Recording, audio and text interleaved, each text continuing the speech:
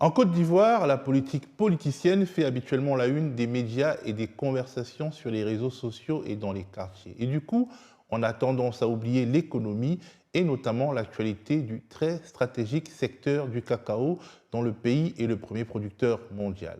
Or, une crise d'une ampleur inédite ces dernières années déstabilise la filière. Tout est parti d'une annonce tonitruante du président Alassane Ouattara quelques jours avant l'élection présidentielle du 25 octobre 2025. Conformément à notre engagement de placer le producteur au cœur de nos politiques, je vous annonce qu'au titre de la campagne de commercialisation 2025-2026, le prix Borchian garanti du cacao bien séché et bien trié est fixé à 2800 francs le kilogramme. Le café bien décortiqué est de 1700 francs le kilogramme.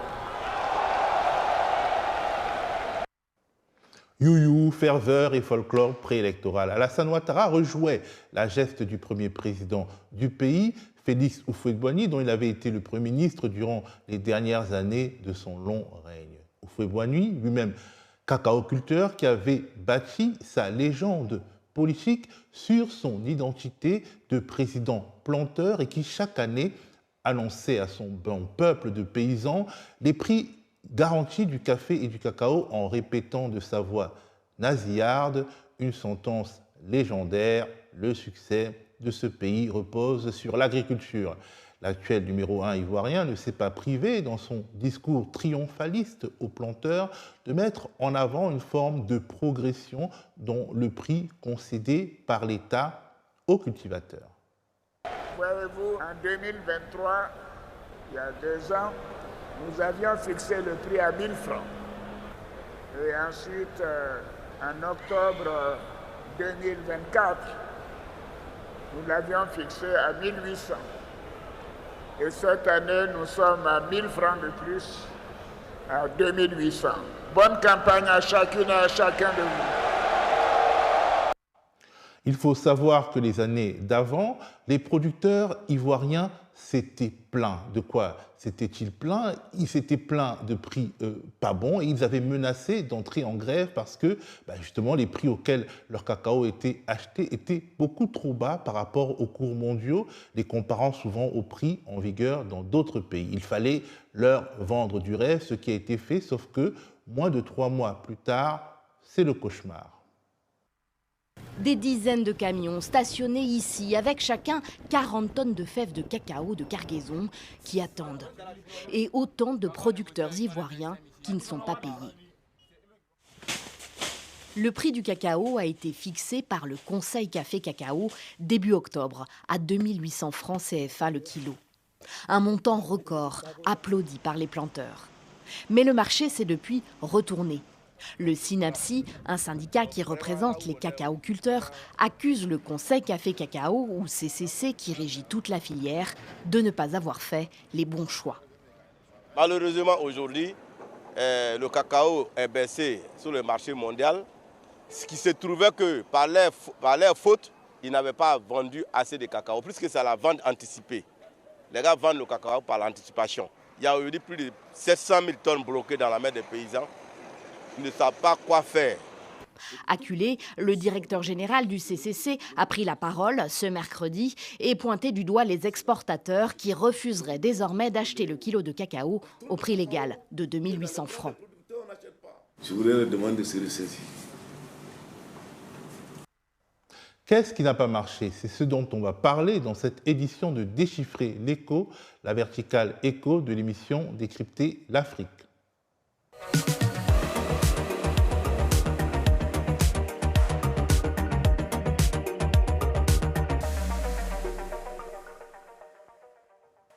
Au cœur de la crise actuelle du cacao en Côte d'Ivoire et d'autres crises qui se sont nouées par le passé, il y a le mode de calcul du prix aux producteurs.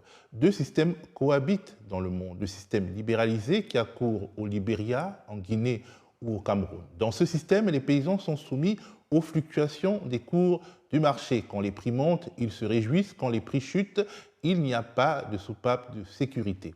En Côte d'Ivoire et au Ghana, c'est un système de stabilisation de prix, l'État prenant le parti d'agir comme un assureur lors des moments de disette. Les explications de Martial Kobri, diplômé de l'Institut national polytechnique de Yamoussoukro et de l'École centrale de Paris, qui a longtemps travaillé dans le secteur des matières premières en Côte d'Ivoire. La vente même du cacao, c'est l'estimation de récolte. C'est-à-dire que pendant l'année, en fonction des différents stades végétatifs du cacao, des personnes passent dans les plantations, donc des plantations échantillons, pour pouvoir compter les cabosses. C'est du comptage, hein, c'est-à-dire qu'on compte les différents stades végétatifs des cabosses. L'estimation des récoltes permet donc au pays, et même aussi aux chocolatiers, hein, parce qu'ils ont des équipes qui le font, de savoir qu'est-ce qui va être la quantité de cacao de la prochaine récolte. Donc déjà, au mois d'août, juillet, août, ils ont une estimation de ce que va être, en tout cas un chiffre qui serait cohérent. Mais sinon, depuis le début de l'année, ils font l'estimation de récolte et puis ils ont donc une estimation de ce qui pourrait être la campagne. Alors c'est fort de tous ces éléments que le Conseil du café cacao, aussi appelé CCC, il va entrer en jeu. Le CCC estime qu'on a une quantité, disons c'est 1000, comme ça on va faire avec des pourcentages. Il y a 1000 tonnes ou bien 1 million de tonnes qui vont être produites dans la grande campagne. Donc le CCC va dire, nous allons mettre en vente anticipée une partie de celui qui détermine le pourcentage, 50%, 60%, 70%, 80%, 85%, ils vont déterminer ce qu'ils vont vendre. Donc chaque jour, avec les sessions, ils vont vendre donc en anticipé pour des contrats à terme, donc à livrer plus tard. Donc par exemple, s'ils peuvent être en janvier, ils vont peut-être vendre des contrats qui vont être livrés en décembre, à partir du trimestre 4 ou du premier trimestre de l'année d'après. Donc tout ce cacao qui va donc être vendu en anticipé, alors que les fèves ne sont pas encore disponibles, va permettre de déterminer ce qu'on va appeler le prix CAF de référence. C'est un prix CAF à la moyenne. Ça veut dire quoi? Aujourd'hui, à la session d'aujourd'hui, un exportateur a fait son contrat avec un prix CAF.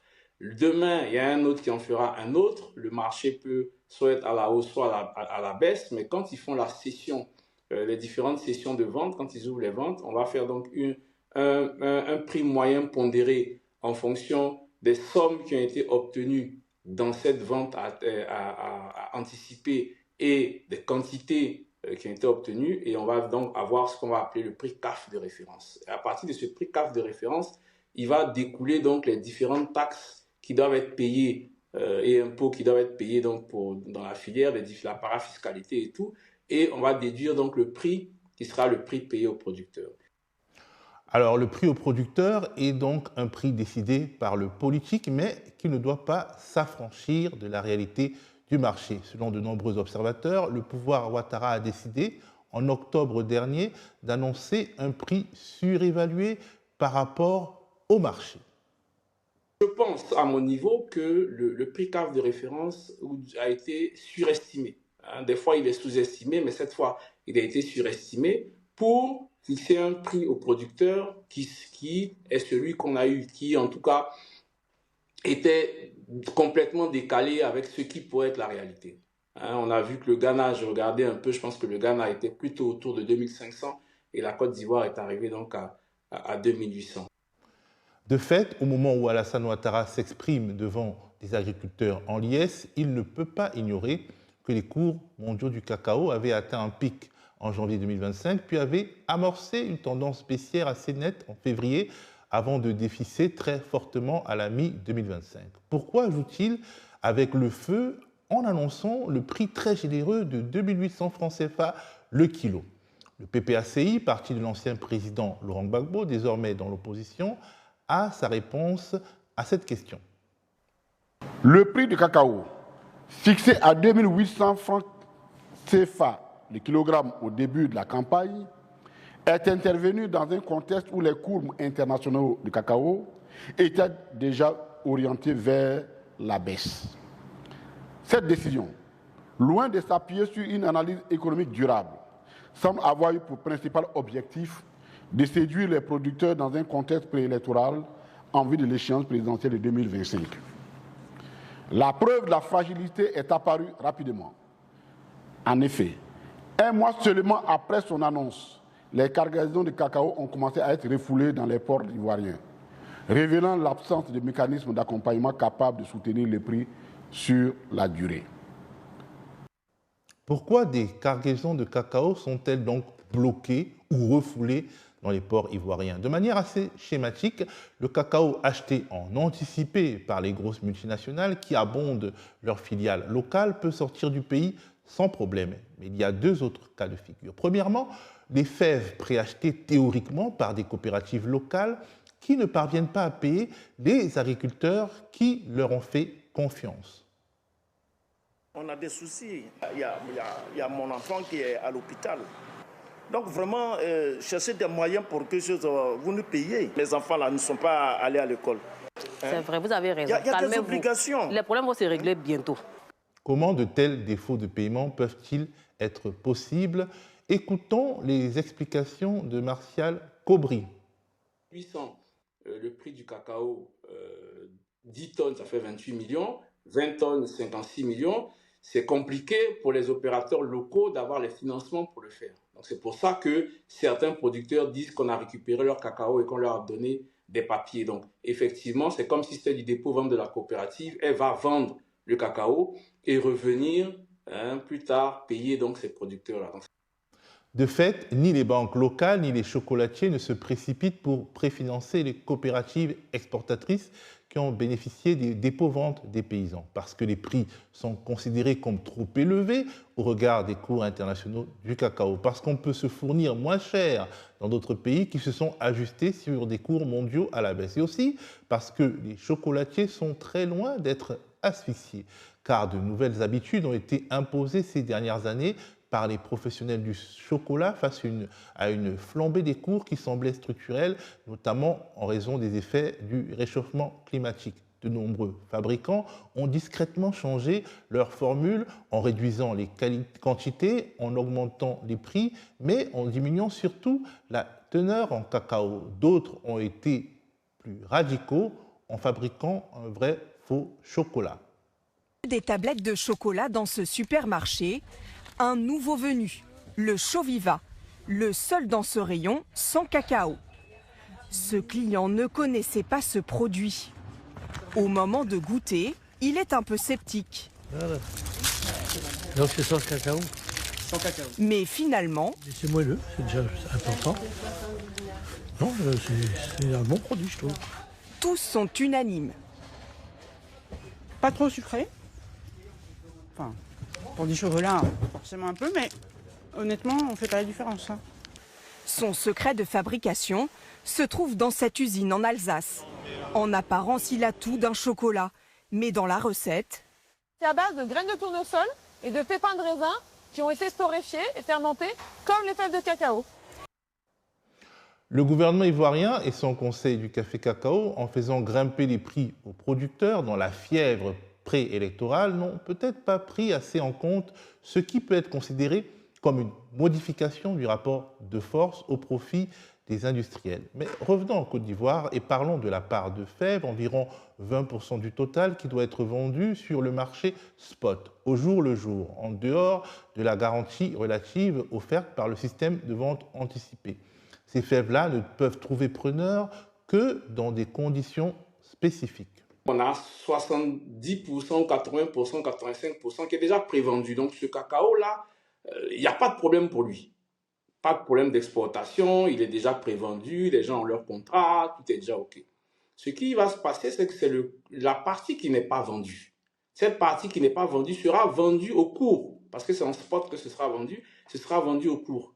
Et quand le marché est à la hausse, il n'y a aucun problème, ça arrange donc l'État et le conseil café cacao parce que tu as un prix CAF de référence, le marché au-dessus, l'exportateur donc il va faire son contrat, va faire donc ce qu'on va appeler le reversement. Donc, si le prix des cours est inférieur au prix CAF, c'est l'État qui doit donc dans les systèmes de stabilisation payer, rembourser donc le reliquat parce que la fève va être payée à un prix garanti. Toutes les taxes qui sont dans le calcul des différentiels vont devoir être payées, mais comme lui, son contrat est inférieur au prix CAF, c'est l'État donc qui va devoir rembourser cette somme-là, donc l'État à partir du café cacao, du conseil café cacao. Ce qui se passe aujourd'hui, c'est justement ça, la logique d'un marché qui est à la baisse par rapport au moment où on faisait donc comment dirais-je, la détermination du prix café, donc les préventes.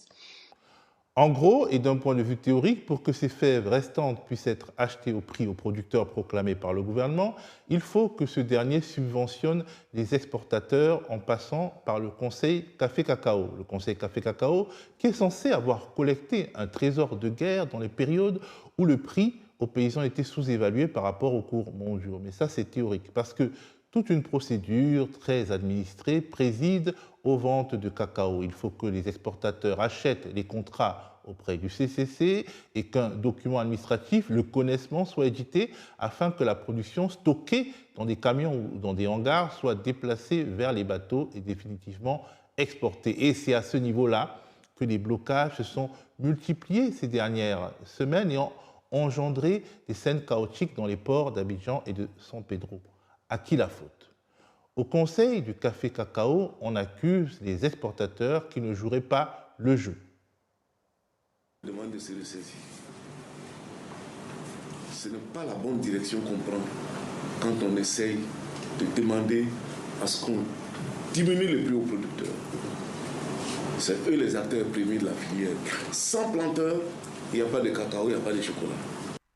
Mais on peut se dire que de facto, la grève des achats menée par les grands exportateurs, les industriels, profite aussi à l'État ivoirien qui n'est pas obligé donc de passer à la caisse pour subventionner les exportations. D'autant plus qu'on a, dans un contexte d'opacité générale, en l'absence de toute publication des bilans annuels du Conseil Café-Cacao. Impossible de toute façon de savoir ce que l'État a vraiment engrangé dans ses caisses ou si ce qui devrait servir de fonds de réserve pour les paysans a servi à autre chose, alors même que de nombreux détracteurs considèrent que comme la caisse TAP sous Houphouët-Boigny ou la filière sous Gbagbo, dans le cadre d'un gouvernement où le RDR d'Alassane Ouattara, rappelons-le, avait la main mise sur le ministère de l'Agriculture, le CCC sert aujourd'hui de caisse noire à des acteurs politiques. Le parti de Laurent Gbagbo en est persuadé. Le pouvoir ivoirien surjoue la querelle avec les industriels et essaye tout simplement de gagner du temps.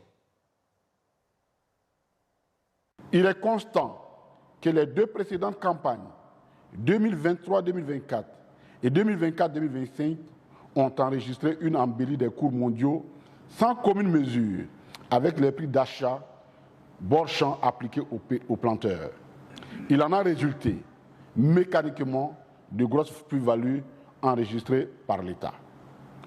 Au lieu d'actionner le mécanisme de la garantie, tout laisse croire plutôt que les autorités en charge de la filière et certains exportateurs temporiseraient jusqu'au mois de mars, période de la petite traite qui verra forcément le prix d'achat bord-champ diminuer du fait de la forte tendance baissière des cours sur le marché international. Dans une telle perspective, les exportateurs pourraient être tentés de suspendre leurs achats, laissant les producteurs et acheteurs locaux dans une impasse totale.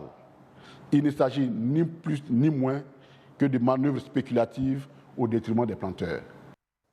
Et pour prouver ce qu'il considère comme le double jeu de l'État ivoirien et de son conseil Café-Cacao, le PPACI évoque le blocage de l'édition des connaissements, documents dont je vous ai parlé déjà il y a quelques minutes. Le connaissement est un document officiel délivré en ligne par le conseil Café-Cacao. Il est indispensable pour permettre aux coopératives et aux acheteurs d'acheminer le cacao jusqu'au port et d'y procéder au déchargement. Dans le cadre de la stratégie consistant à gagner du temps, la délivrance des connaissements a été ralentie ou bloquée sous prétexte de problèmes techniques.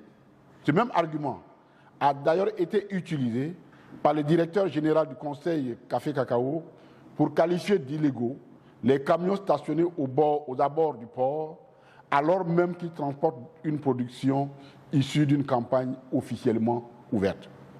Comme pour répondre aux accusations de l'opposition et à la grogne de plus en plus vive du monde paysan, Yves Brahima Koné, le patron du CCC, a promis que de toute façon, en dépit de la mauvaise foi des acheteurs internationaux, la production ivoirienne serait entièrement payée. Toute la production de la Côte d'Ivoire qui sort de nos plantations, elle sera achetée. Je voulais rassurer nos producteurs. Mais le diable est dans les détails. Si Yves Brahima Koné parle de la production issue de nos plantations et insiste sur le « nos producteurs », c'est parce qu'un facteur entre en jeu, celui de la contrebande, manifestement attiré par les prix aux producteurs extrêmement généreux promis par Alassane Ouattara.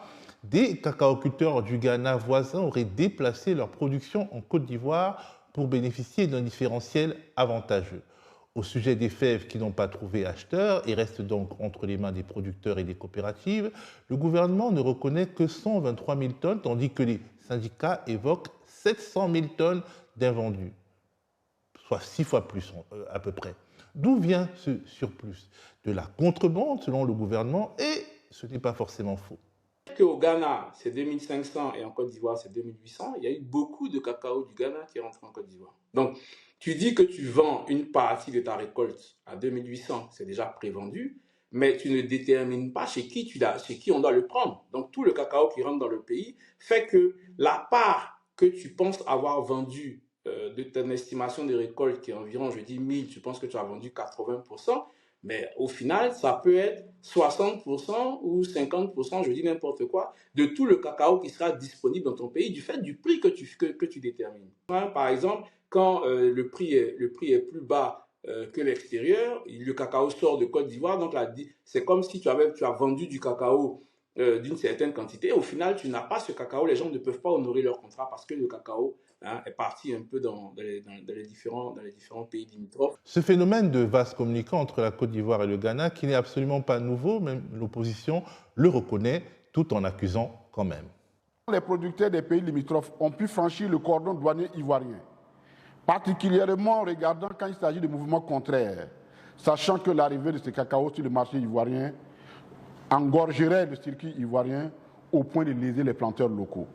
On peut tout de même se demander si le Ghana et la Côte d'Ivoire, les deux premiers producteurs mondiaux de cacao, des pays voisins à la même base culturelle, avaient fait le choix courageux d'avoir un seul système de vente à terme et un prix unique aux producteurs. Ils ne se porteraient pas mieux aujourd'hui, car au Ghana, la situation du secteur cacao n'est pas reluisante non plus comme on peut le constater. Là-bas, le COCOBOD, l'équivalent du CCC ivoirien, a voulu faire évoluer son système de vente à terme et passer d'un préfinancement bancaire considéré comme trop coûteux pour les paysans à un préfinancement par les multinationales du secteur. Ces dernières profitent d'un rapport de force qui leur est favorable pour jouer le pourrissement. Résultat, au Ghana aussi, de nombreux paysans restent avec leur production sous les bras, ce qui accentue la tentation de la contrebande vers la Côte d'Ivoire notamment.